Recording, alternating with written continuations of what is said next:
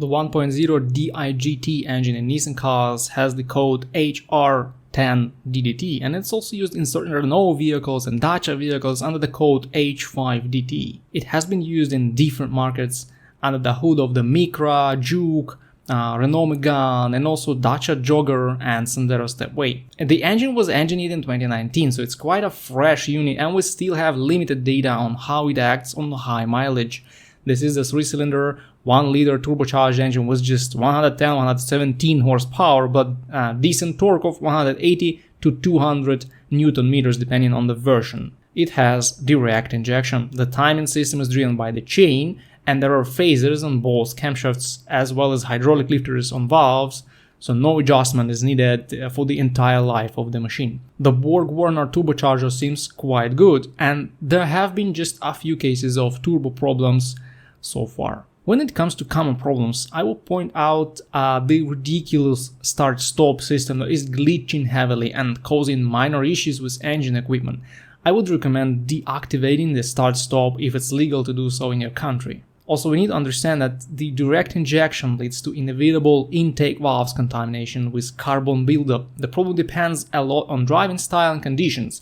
If you mainly drive in the city traffic, the valves will require professional cleaning at 40-50,000 miles or even earlier. If you drive on highways a lot, they may not require cleaning at all. In other DIGT engines, chains are not eternal and cause a lot of problems, but in this engine the record of chain jumping or braking is non-existent, so I don't think it's going to be the major problem.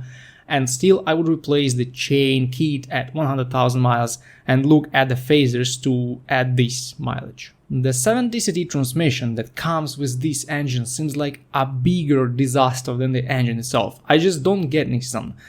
They finally got rid of the awful jet CVT for the Juke, but introduced an even worse 7-speed dual clutch transmission that is not even reliable and not pleasant to drive. This strengthened the trend of hatred towards the Juke model in the UK.